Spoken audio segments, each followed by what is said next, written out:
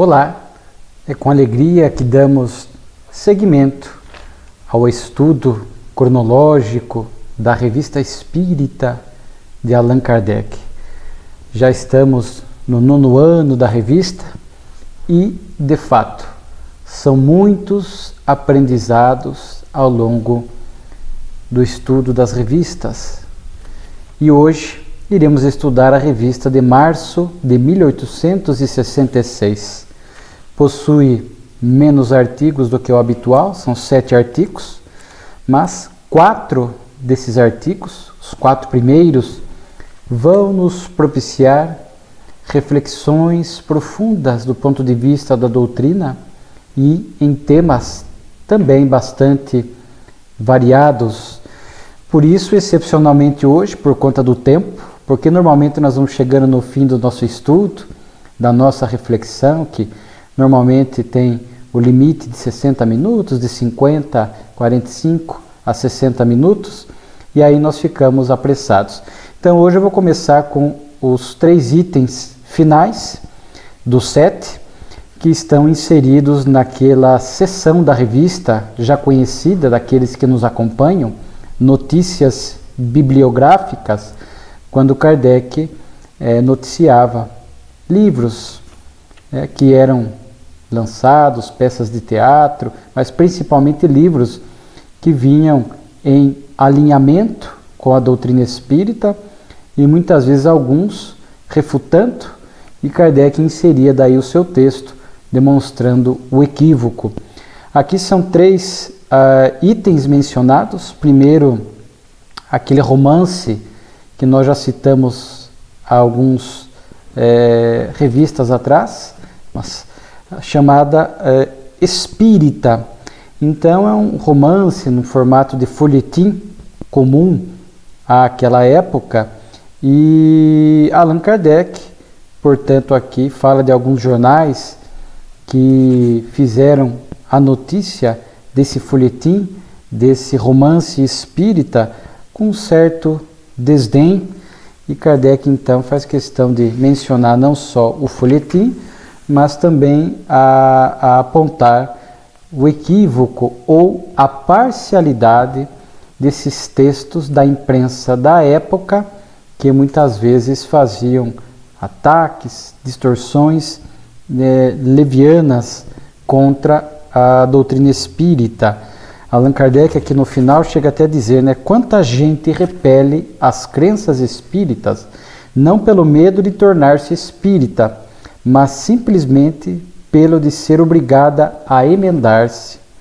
Os espíritos lhes metem medo porque falam do outro mundo, e este tem terrores para eles, e é por isto que tapam os olhos e os ouvidos. Muito interessante, até, diga-se de passagem, esta abordagem de Kardec, porque de fato algumas pessoas naquela época fugiam de conhecer a doutrina espírita, entendê-la melhor, e muitos, um fenômeno psicológico parecido, também fogem das religiões de uma maneira geral, porque sabem que as religiões propõem modificação de comportamento, modificação moral, e muitos não estão dispostos a esse tipo de transformação, a esta reflexão profunda, esta leitura, esta avaliação da própria vida. Muitos preferem continuar numa vida desregrada, com um tom mais materialista, e muitos, ainda hoje, acabam se afastando, nem sequer buscando uma leitura inicial da doutrina espírita, porque sabem que a doutrina espírita fala da lei de causa e efeito, da reencarnação, e muitos preferem manter a ignorância para que não se vejam, como diz Kardec, obrigados a emendarem-se do ponto de vista moral, é claro. Kardec cita também uma outra obra chamada A Mulher do Espírita. Lembramos que nem sempre as obras tinham uma fidelidade, uma pureza completa do ponto de vista da doutrina.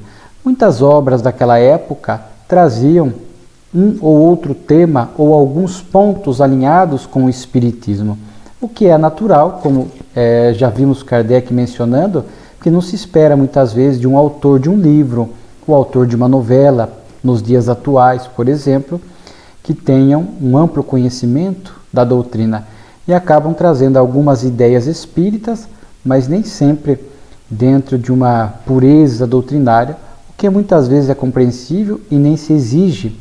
Nós procuramos observar as questões positivas quando algumas ideias espíritas são levadas na televisão, pela novela, através da sétima arte, o cinema, enfim, e vemos alguns espíritos criticando, não, mas este ponto não está bem correto do ponto de vista da doutrina, não é bem assim. Claro, para quem estuda, sabe que não é bem assim, mas procurar ver o esforço de ser ali colocado para centenas, milhares, milhões de corações a ideia ou as ideias espíritas. Aqui esta obra Mulher do Espírito é até interessante, que diz assim, que a tônica da obra é que uma jovem senhora era de esperar, quis arranjar um amante.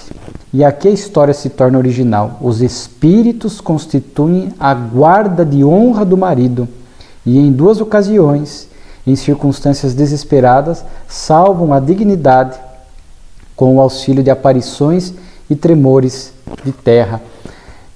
Então vejam que a obra, romance, acaba trazendo a influência dos espíritos em nossas vidas, em que pese num contexto bem diferente, aqui no caso, para evitar que a mulher traísse o marido. E depois outra obra, Forças Naturais Desconhecidas, onde Kardec fala que a obra é uma refutação do ponto de vista da ciência, das críticas dirigidas contra os fenômenos espíritas, a propósito dos irmãos Davenport. Então, o autor fala do charlatanismo que existe nos fenômenos espirituais e Kardec, em alguns fenômenos, e Kardec diz que o espiritismo também se coloca nessa posição de combater a charlatanice, o mau uso da mediunidade. Então, são 3 obras aqui citadas em notícias bibliográficas. Mas, retomando, portanto, ao artigo inicial, agora veremos 4 artigos que compõem os 7 da revista de março de 66. O primeiro artigo, Introdução ao estudo dos fluidos espirituais. Vejam que nós já vínhamos falando em outros momentos da revista o quanto Kardec gradativamente foi estudando esse assunto e preparando a segunda parte da obra, a Gênese, que viria ainda a última obra da codificação do ano de 1868. Kardec vai falar nesse texto justamente isso, que ele estava preparando um artigo, uma obra especial que trataria com mais cuidado desse tema. E para quem acompanha o nosso estudo, toma uma água, nós já vimos em 2 revistas anteriores, são o que nós chamamos artigos marco, importantes em determinados assuntos. Então, na questão dos fluidos espirituais, nós vamos encontrar esses artigos marcos. Este que nós estamos vendo hoje, março de 1866, e lembrem, janeiro de 64, quando nós tivemos ali a mensagem de Mesmer, falando um pouco sobre o fluido animal do encarnado, o fluido espiritual proveniente dos espíritos, fala da prece gerando também uma corrente fluídica, magnética, e esta energia mista, quando se combina o fluido animal e o fluido espiritual, que é o que normalmente acontece nas tarefas de passe da casa espírita, por exemplo. E a mensagem de Paulo, falando mais da parte moral, que tem uma repercussão imensa na qualidade dos fluidos que o encarnado gera, que o espírito também gera, a ponto de Kardec falar de que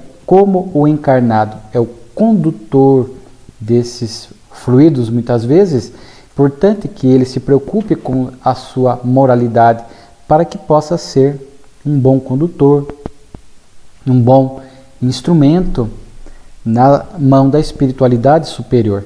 E Paulo vai falar, portanto, da fé, do desinteresse e da humildade como características, como virtudes imprescindíveis para esse tipo de tarefa, para quem é passista, por exemplo, na casa espírita. Depois tivemos um artigo em setembro de 65, onde Kardec também trouxe vários conceitos, repetindo alguns de janeiro de 64 e ampliando um pouco. Agora vem este de março de 1866, também veremos um estudo interessante. Depois veremos mais à frente, dezembro de 66, um artigo um pouco mais curto, citando uma obra da época, mas que tudo colaborou, esses 4 artigos, para que depois viesse esse trabalho especial, capítulo 14 da obra Gênese, os fluidos, quando Kardec estuda os milagres, segundo o Espiritismo. E este artigo em questão, Kardec vai falar, até porque o quanto ele veio estudando os fenômenos, o quanto ele veio ouvindo a espiritualidade superior, sem pressa de esgotar um tema que até hoje é um assunto inesgotável, porque por mais que estudemos, por mais que novas obras tenham vindo, por Chico, Xavier, Divaldo Franco, espíritos André Luiz e Filomeno de Miranda, por exemplo, ampliando o nosso conhecimento a respeito dos fluidos espirituais, ainda não podemos afirmar, e estamos longe de poder afirmar, que conhecemos todos os fluidos espirituais, que nós conhecemos todos os efeitos, todas as formas como os espíritos agem a respeito dos fluidos. E Kardec disse que não tinha pressa, que ele foi investigar e que os espíritos não trazem as coisas prontas sob pena de violar a lei do progresso. Cabe à criatura humana o esforço, o trabalho, a pesquisa. Claro que muitas vezes os espíritos trazem ali, identificando o esforço da criatura humana, a importância do tema ou da descoberta para a humanidade. Claro que eles inspiram, mas jamais substituem o esforço humano, que faz parte do progresso intelectual da humanidade, da criatura humana. Então Kardec fala isso, que era importante que ele ia estudar, observar, analisar, coordenar. E ele diz assim, às vezes os espíritos nos põem no caminho, né, mas o estudo, né, o esforço faz parte do trabalho da inteligência. E aqui a metodologia de Kardec, o artigo é longo, merece a leitura, o tema é complexo, e interessante como Kardec fala que partiria do conhecido para o desconhecido. Então o que Kardec faz neste artigo? Começa do conhecido, da matéria densa, grosseira, que impactam os nossos sentidos, que na essência também é energia bruta.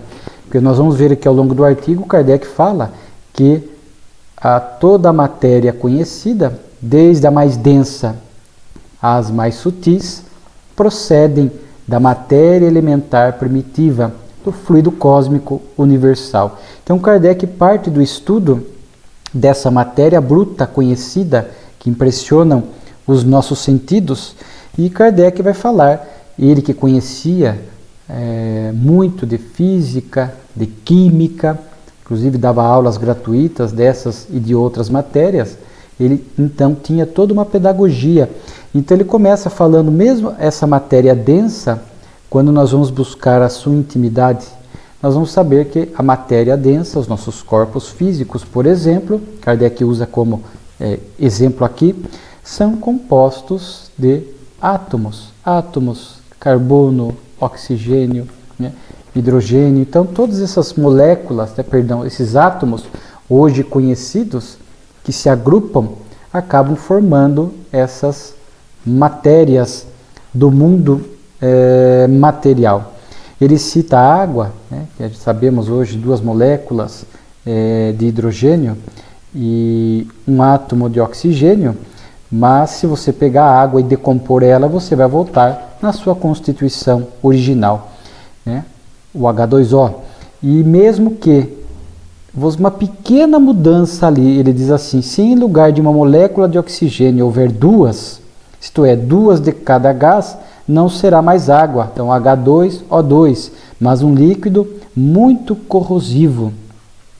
Assim, se uma pequena mudança nos átomos já produz uma modificação no efeito, que agora já não já torna, por exemplo, corrosivo, do ponto de vista dos fluidos espirituais, a mesma coisa, é isso que Kardec está falando.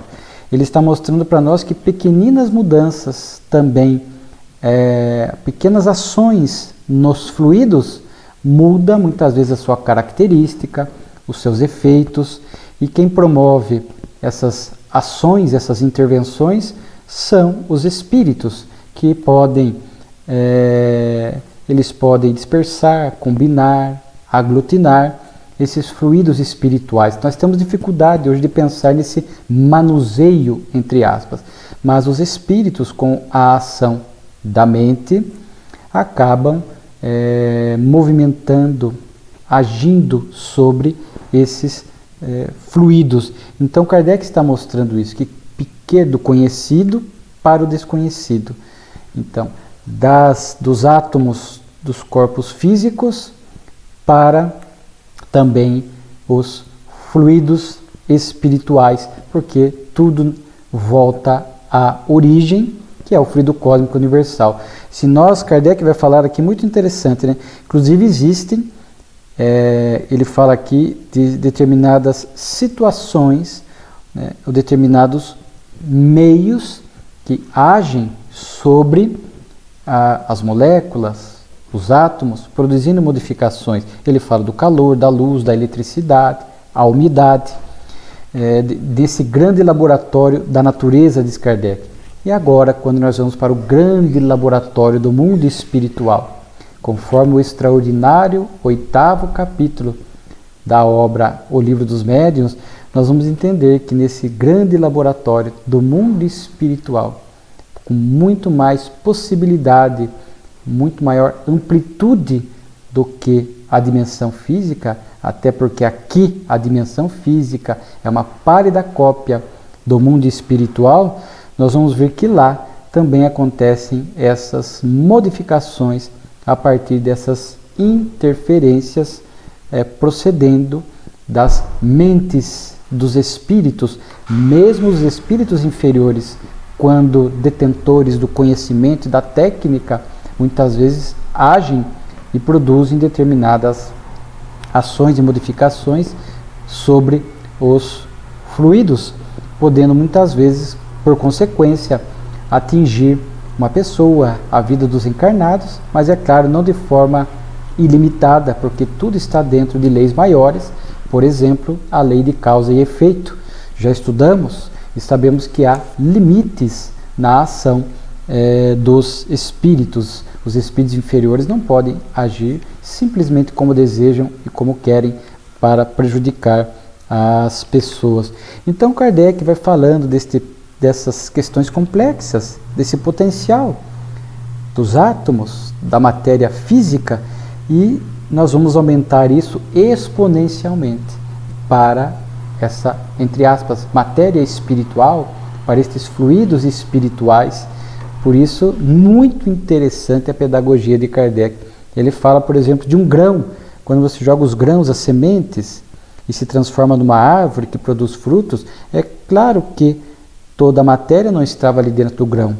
Este grão, esta semente, recebeu calor, recebeu água, recebeu umidade, alimentou-se da intimidade do solo, as chuvas. Então, diz Kardec, eles foram ganhando ali átomos que vinham por esses recursos da natureza. Aí aquela semente se abre, cresce, vira uma planta, né? A haste fixada no solo, alimenta-se de diversas formas. Temos a fotossíntese e nisso ela vai aurindo essa matéria para poder se transformar depois em árvore, gerar folhas, flores, frutos, né? Então existem essas transformações sucessivas na matéria física, como também acontecem essas transformações, essas mutações, essas mudanças também nessa matéria espiritual, entre aspas, que nós estamos estudando, que é a questão dos fluidos. E por mais que o homem tente agir, né, Kardec fala, o homem não pode operar artificialmente as composições, artificialmente as composições e decomposições que se operam na natureza, mas é impotente para reconstituir o menor corpo organizado, por exemplo, a palha de uma erva ou uma folha morta. Seu poder para na matéria inerte. O princípio da vida está na mão de Deus, né? Então, há limites para a ação humana, para agir sobre a matéria física. Por exemplo, o homem criar uma folha, não consegue. Criar vida, por mais que faça-se a clonagem de seres humanos, entre aspas, ele reproduz, consegue criar a reprodução da vida física, mas se não houver o espírito, que vai ali trazer vitalidade, que vai propiciar vida, ele não consegue criar a vida humana, né? Então, para mostrar o quanto o homem tem limites. Então, aí Kardec vai falar do fluido cósmico universal, de forma que se a gente for decompondo o nosso corpo, chegaremos nos átomos que o compõem. E se formos decompondo esses átomos, e decompondo, naturalmente que vamos chegar no fluido cósmico universal, que é a origem de toda a matéria. Então, mesa, computador, o nosso corpo, tudo isso procede do fluido cósmico universal, que vai atingindo estados mais densos e estados mais sutis. O puro, o mais sutil, é este hálito do Criador, como diz André Luiz na obra Evolução em Dois Mundos. Quando parte do Criador, ele está neste estado de imponderabilidade, nesse estado sutil, o mais sutil. Mas depois ele vai se tornando mais denso, mais denso, mais denso, em estados que ainda talvez desconheçamos, até chegar nesta matéria densa. Então, entre a materialidade absoluta e a pureza, digamos assim, absoluta, existem vários estágios, vários degraus que nós não conhecemos. Por isso, Allan Kardec, com muita autoridade, vai dizer na obra Gênese que nós não temos condições de enumerar e classificar todos os fluidos espirituais. Nós vamos conhecendo um pouco através da revelação, com os conceitos da doutrina. Claro que é importante, porque o conhecimento é gradativo. Então nós vamos tomando contato com esse conhecimento, ainda que não seja do todo, mas é importante, nós vamos compreendendo relativamente essas questões dos fluidos espirituais, a origem de tudo, do fluido cósmico universal. Tudo isso para que Kardec pudesse chegar e falar da doutrina. Hoje nós entendemos que existem espíritos que agem sobre nós, sobre a matéria física, né? Sobre esses fluidos que, se não são materiais, tão materiais quanto o nosso corpo, mas são semimateriais. Kardec usa essa expressão para chegar, por exemplo, no perispírito, o nosso corpo espiritual, porque somos dotados, né? Enquanto encarnados, corpo físico, perispírito e alma. E de forma que o espírito, né? Se nós fôssemos seguir a classificação correta, né? O espírito, corpo físico e perispírito, que Kardec diz que a alma é o nosso estado enquanto estamos encarnados, e espírito quando estamos desencarnados, na erraticidade, sem o corpo físico, mas com o corpo espiritual, que sempre acompanha o espírito. Mas o perispírito também é matéria, mais sutil do que o corpo físico. Se nós formos decompondo o perispírito, nós vamos chegar no fluido cósmico universal. E esse perispírito, não conhecemos ainda a sua natureza íntima. André Luiz faz um estudo maravilhoso em Evolução em Dois Mundos, em outras obras, mas nós não podemos dizer que conhecemos ainda a natureza íntima do perispírito. Sabemos que é semimaterial, mais sutil que o nosso corpo físico, mas mais grosseiro se comparado com o fluido cósmico universal. E de forma que hoje Kardec fala do fluido perispiritual, mas hoje sabemos que são fluidos perispirituais. Que o perispírito, Allan Kardec adota a divisão, né, do corpo físico, corpo espiritual e espírito, mas hoje sabemos que o corpo espiritual, perispírito, também é dividido em corpos, alguns estudados por André Luiz. Não temos um estudo completo ainda do perispírito, porque nos falta conhecimento que virá depois com o tempo, de forma que esses corpos que compõem o perispírito projetam, emitem esses fluidos perispirituais que terão efeitos, alcance de acordo com a moralidade do espírito. Por exemplo, hoje, através das obras de André Luiz, Filomeno de Miranda, nós sabemos que os espíritos, alguns têm esta, digamos assim, esta expertise, esta característica, emitem fluidos perispirituais que são capazes de criar materializações no mundo espiritual. Quando, por exemplo, espíritos de regiões mais elevadas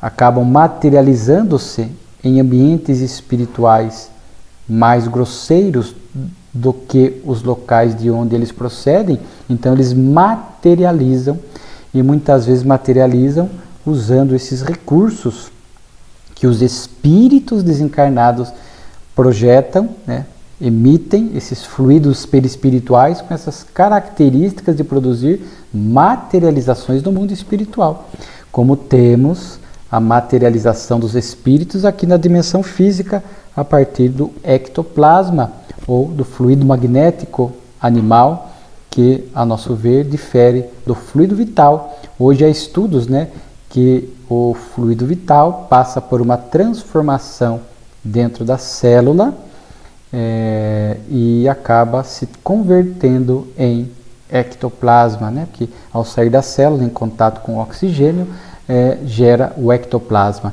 Então hoje a gente fala de ectoplasma a nível de encarnados, mas por falta de nomenclatura existem fluidos perispirituais que se assemelham ao ectoplasma aqui no mundo material, porque também no mundo espiritual são capazes de produzir materializações. Aqui, é claro, nós estamos avançando um pouco por conta do estudo, essas obras mais recentes, inclusive cito a obra No Rumo do Mundo de Regeneração, que fala deste momento de transição, da Covid, mas também em muitos pontos da obra, Filomeno de Miranda fez um grande avanço dentro da nossa compreensão a respeito dos fluidos, que aos poucos, a questão das moratórias, fluido vital, se você for decompondo, ele vai chegar no fluido cósmico universal. Em alguns casos de moratória, os espíritos se utilizam dos recursos da natureza, dos próprios encarnados que cedem às vezes e acabam gerando esta dose extra de fluido vital para alguns encarnados que ganham o mérito da moratória, do prolongamento da reencarnação.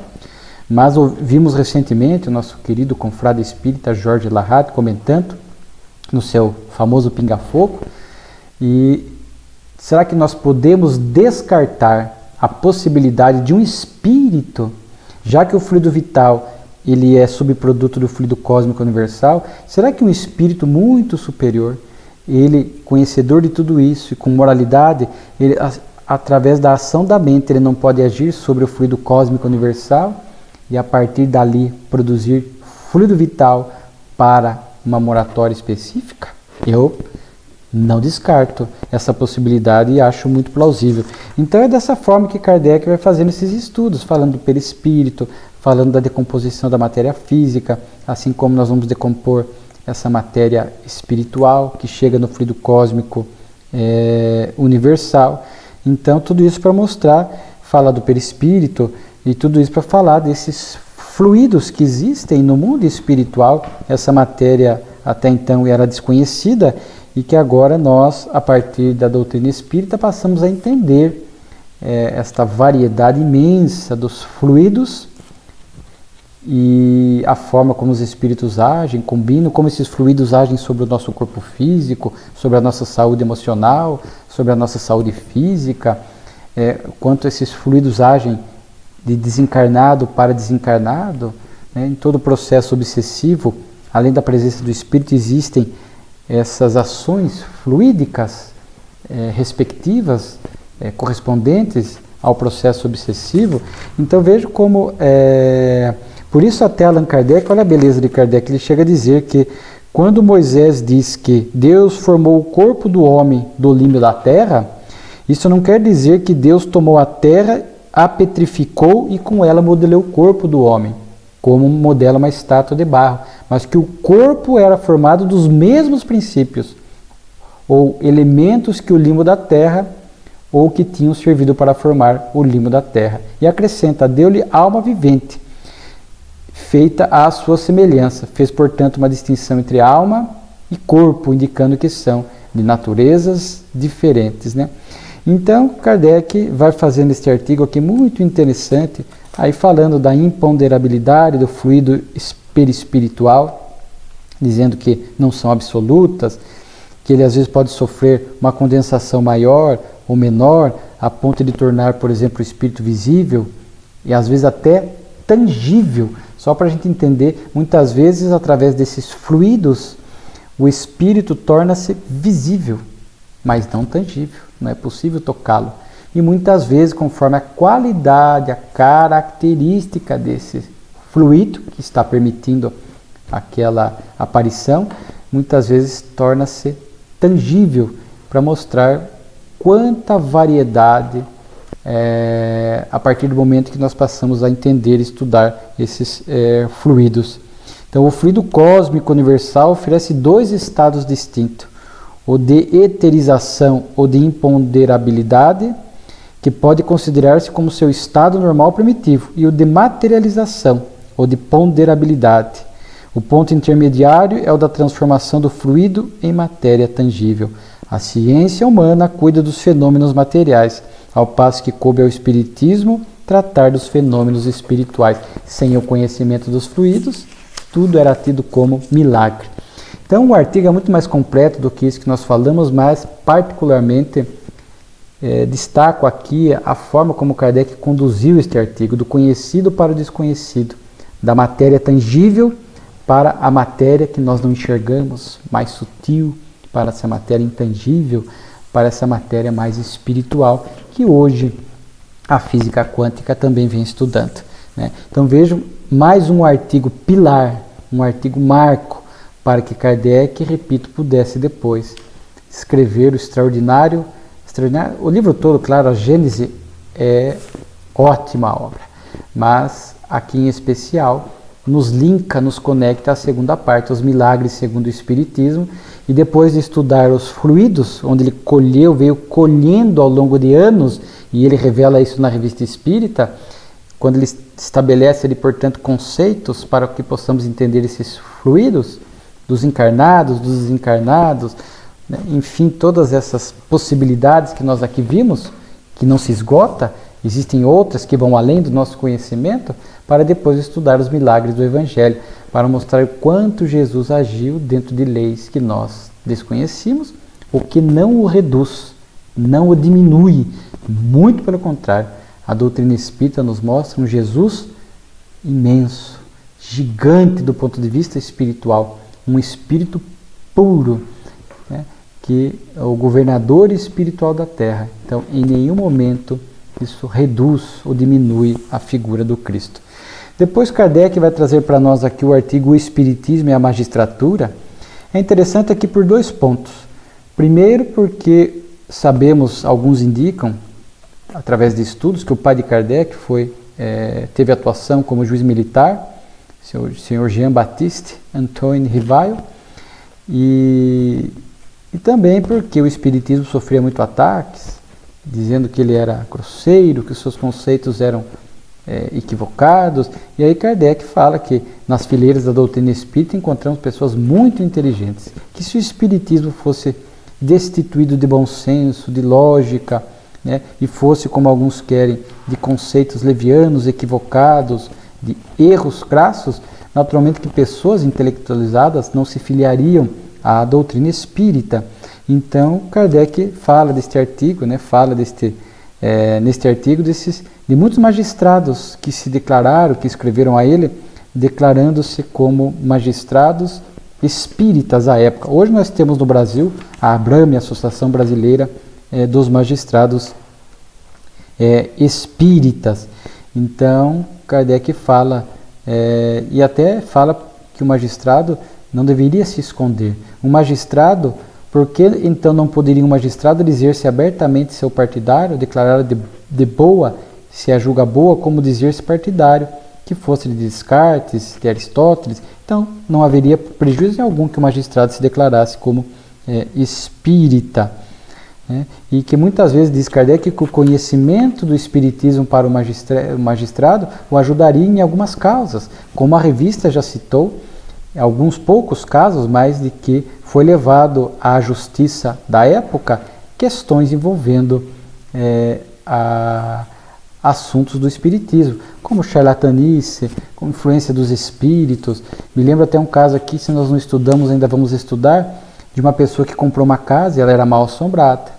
E aí o juiz reconhece a evicção, que a casa realmente tinha este defeito oculto e que anula a compra e venda, reconhecendo que havia ali a influência espiritual, que a casa era, entre aspas, mal assombrada. Então, muito interessante. E aí Kardec vai dizer, vai falar aqui de uma forma bem interessante, de uma carta que ele recebeu, de um magistrado. Vai falando também o quanto a doutrina espírita vai se filtrando cada vez mais nas ideias, tocando médicos, artistas, tornando-se aqui no caso uma fonte de luz para o magistrado e para o advogado. E a gente percebe que, sobretudo na questão moral, para que qualquer profissional, mas em especial pelo artigo da área jurídica, possam agir dentro de uma moralidade irretocável, sem procurar enganar, ludibriar, distorcer a lei. Me lembro de um caso citado por um grande orador, Raul Teixeira, escritor, de um caso conhecido, ele me parece citado por Humberto de Campos, pela mediunidade de Chico, conhecido como o Grande Cabeção, quando um advogado, na última reencarnação, havia sido advogado, e ele tinha uma habilidade muito grande para levantar e buscar nulidades no processo. Então, muitas pessoas que eram sabidamente criminosas, que cometiam crimes variados, contratavam este advogado porque sabia que ele tinha uma habilidade muito grande para trazer, reconhecer essas nulidades, etc. Talvez até para uma habilidade para ludibriar o julgador, a lei, e ele absolvia muitos criminosos. Ele ficou famoso no meio do crime porque os grandes criminosos queriam contratá-lo para essa finalidade e ele se prestava a esse desserviço. E na próxima, ele era conhecido como o Grande Cabeção. Então chamem o Grande Cabeção, vamos contratar o Grande Cabeção, porque sabia que havia uma chance enorme de anular o processo, de absolver, enfim. E depois este espírito do advogado, naturalmente, comprometeu-se diante da lei de causa e efeito, e quando reencarna agora com a macrocefalia. E aí o espírito que narrava a história dizia: eis aí o grande cabeção de ontem, literalmente, porque havia usado a inteligência para o mal, em especial no campo jurídico, e agora, por expiação, estava ali diante de um corpo defeituoso. Então, importante este alcance moral. Então, Kardec vai citar a carta aqui de Bonamy, que era juiz de instrução, e ele já havia até na revista de janeiro passado citado também uma outra carta de um juiz, que seria o senhor Jalbert, que ele cita. Então, Kardec fala da importância, para a época. Claro que o espiritismo deve crescer e estava presente entre todos. Kardec citava os operários lioneses, por exemplo, mas diante das críticas infundadas que a doutrina sofria, ele fazia questão de demonstrar isso. E transcreve aqui na revista uma carta extraordinária. Aliás, é um ponto que recentemente me chamou a atenção e eu vou começar a trabalhar nisso, porque estudando a Revista Espírita há mais de 10 anos, consecutivamente e ininterruptamente, porque a Revista Espírita faz parte das minhas leituras e estudos quase que diários, e vamos criar um tópico à parte numa cartilha que eu tenho, que me facilita as buscas, desses textos produzidos por espíritas da época.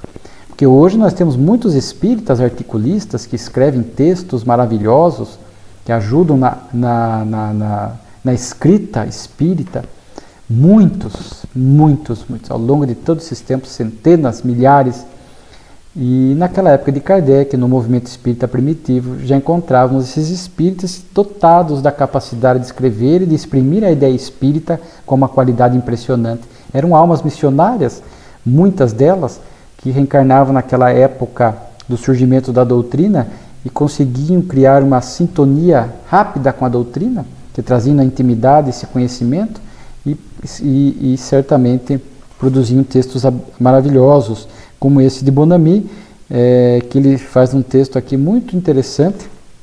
Inclusive Kardec fala que depois o pai desse juiz, do senhor Bonamy, aí ele fala o Bonamy pai, manda uma comunicação pessoal para o filho daí escreve de novo a Kardec, né, dizendo, agradecendo a evocação do pai, a notícia que ele trouxe, como eu sou feliz, dou plena autorização para a publicação dessa segunda carta, agora aqui citada. E num dado momento ele diz assim: permiti-me, caro mestre, dirigir-vos algumas palavras de simpatia e encorajamento para vosso duro labor. Olha que beleza de texto do juiz Bonamy.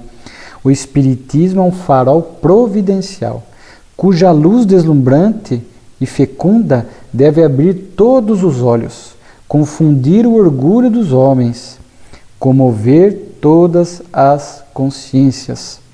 Seu raciocínio será irresistível e que tesouros de consolação, de misericórdia e de amor, de que sois o distribuidor. Achei tão bonito esse tópico, né? Confundir o orgulho dos homens, né? Porque homens orgulhosos que queriam fechar os olhos, né, para as questões espirituais, né? Queriam se fixar no materialismo, mas o conhecimento da doutrina, a prova robusta da existência dos espíritos, de Deus, do intercâmbio, faziam com que essas pessoas que negavam as coisas espirituais agora tivessem que pensar, ou se fechavam no orgulho, né?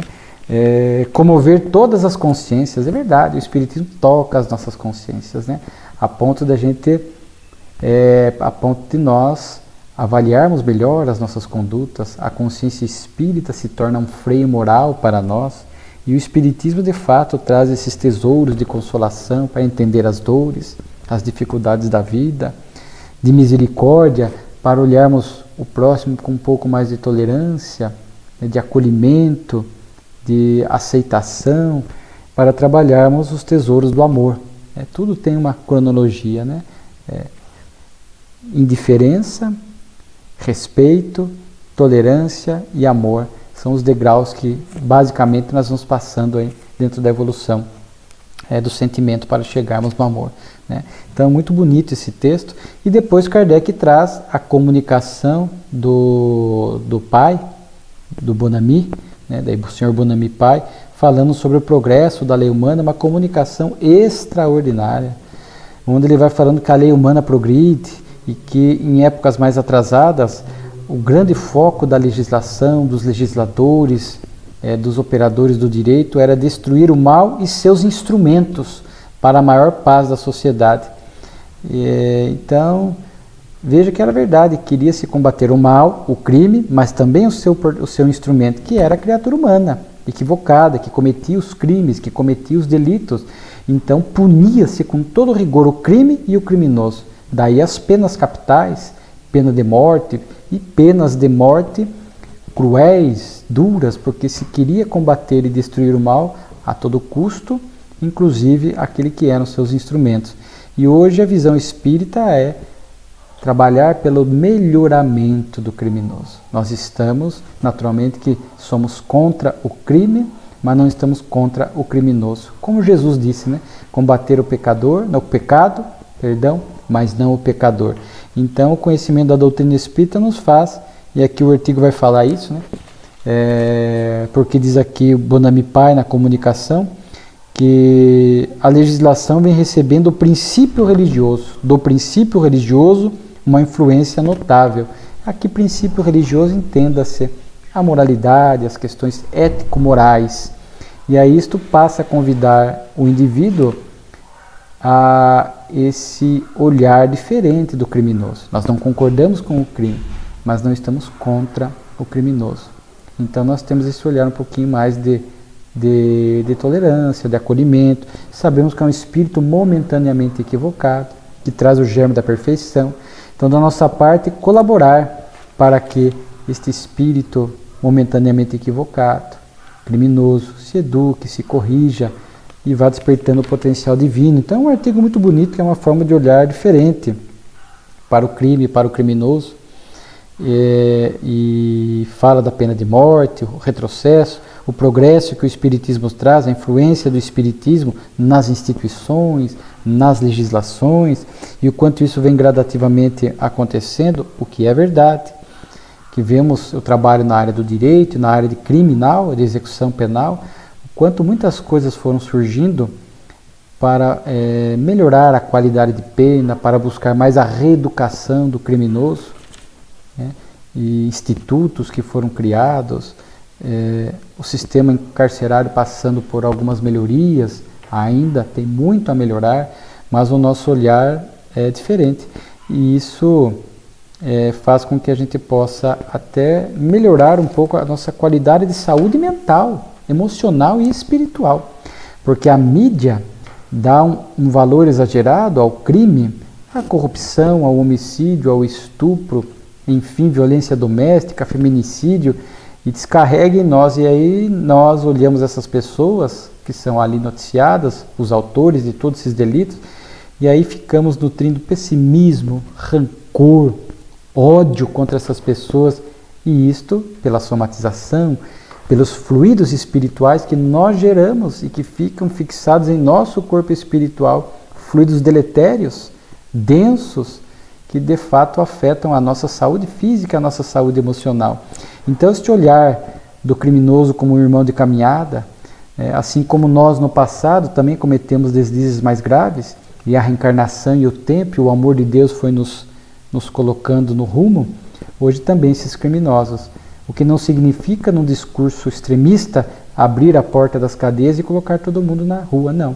Mas olhar um irmão de caminhada que se equivocou, que tem o potencial divino dentro dele, que nós temos que trabalhar da melhor maneira para reeducá-lo. Se ele não quiser, cedo ou tarde o fará. Mas da nossa parte, jamais pena de morte, jamais destruir o mal a qualquer custo. E todos aqueles que são instrumentos do mal. O mal ainda procede da imperfeição moral humana, não é obra de Deus. Somos instrumentos do mal ainda em outras proporções. Se nós não somos capazes ainda de cometer crimes graves, mas e os delitos menores? Será que ainda não cometemos? Delitos menores dentro da legislação divina. Por isso Chico Xavier, quando visitava a cadeia pública, consta que ele chegava ao delegado e perguntava: doutor, somos quantos aqui? Porque ele se enquadrava também neste rol de espíritos ainda imperfeitos que cometiam deslizes maiores ou menores diante da vida. Olha a percepção do Chico, né? Então, é um artigo muito interessante. E por fim, dentro daqueles 4, né, também é outro tema aqui muito interessante, que sintetizamos pelo tempo, chamado mediunidade mental. Kardec recebe uma carta da Argélia, onde uma pessoa lhe diz que o seu anjo da guarda e outros espíritos exercitavam nele durante a vigília, enquanto ele estava acordado, este diálogo mental com os espíritos. Então ele diz que foi aprimorando com o passar do tempo este diálogo, registrar aquilo que os espíritos estavam lhe dirigindo, e que tudo isso foi um exercício para ele e tal. E Kardec, então, no seu texto vai falar, ele nomina, né, entre aspas, mediunidade mental, né? É uma faculdade que nada tem de ostensiva, mas não podemos colocá-la em dúvida. E aí, a esse título, como temos dito desde muito tempo, todos são médiuns, e Deus não deserdou ninguém da preciosa vantagem de receber os salutares eflúvios do mundo espiritual, que se traduzem de 1001 maneiras diferentes. Mas as variedades que existem no organismo humano não permitem a todos receber efeitos idênticos e ostensivos. Nem todo mundo vê, nem todo mundo psicografa, nem todo mundo ouve os espíritos. Tudo tem a ver com o planejamento reencarnatório, com o organismo, que hoje nós sabemos, entenda-se, glândula pineal, sistema nervoso central. Tudo isso vem preparado para uma mediunidade mais ou menos ostensiva. Mas aqui esse tema é muito importante, porque está nos falando do nosso aprimoramento em relação ao contato com os espíritos, aprimorar o contato com os espíritos, aprimorar o diálogo com os espíritos através da intuição. Porque lembra que o livro dos médiuns trata disso, nós já citamos ali, se não me falha a memória, item 182, 184, quando fala da mediunidade intuitiva, e aí Kardec diferencia da inspiração. A inspiração, quando o indivíduo ele é mais inconsciente, não tem consciência do que está acontecendo com ele. É o que acontece com uma massa de pessoas da população que desconhece a influência, mas estão recebendo a inspiração do anjo da guarda, do obsessor, conforme a sintonia. Por isso todos somos médiuns, como disse Kardec, porque somos passíveis de receber esta influência espiritual pelo pensamento. Alguns não têm consciência nenhuma, mas estão recebendo o pensamento proveniente da espiritualidade. Agora, aos que têm consciência e atuam nisso, né? São os médiuns conscientes, intuitivos, daí intuição, quando tem consciência, participa do fenômeno, mesmo que não seja ostensivo. E hoje, nessa época de transição, a faculdade mediúnica do porvir, ela é mais consciente e menos ostensiva. Por isso que não vemos cada vez mais diminuindo materialização, cura. Não é que vai deixar de existir, mas diminuiu e muito, porque a mediunidade do futuro é essa mediunidade da intuição, onde nós vamos desenvolvendo este potencial psíquico, vamos treinando para estabelecer este contato com a espiritualidade, aprendendo a sentir, a intensificar a sintonia, a dialogar com esses espíritos, com o nosso anjo da guarda, mas não para que eles tragam as coisas prontas, como vimos no artigo dos fluidos, onde Kardec diz o quanto ele foi estudando e observando, mas para que os espíritos tragam um alerta importante, uma instrução para o nosso aprendizado. E é interessante que Kardec leu esta carta da Argélia na Sociedade Parisiense de Estudos Espíritas, e daí recebeu 4 comunicações, né, do espírito Dozon, e um espírito protetor da médium, e também de São Luís de França. Alguns chegam estima-se que seja o mesmo espírito, inclusive, mas é interessante isso, né? 4 comunicações onde os espíritos vão praticamente tocar nessa tecla, o quanto é importante o indivíduo treinar este contato, fazendo um silêncio interior, silêncio mental, o hábito do recolhimento, da oração, acalmar, mas é treino. Insistência para sentir a presença do Espírito, ainda que de forma bastante sutil, ir registrando o pensamento, que não é tão simples, é só com educação e habitualidade, como diz o Espírito Camilo, através do médium Raul Teixeira, na obra Correnteza de Luz, que é um grande tratado, um grande estudo de mediunidade, e ele fala dessa educação e dessa habitualidade.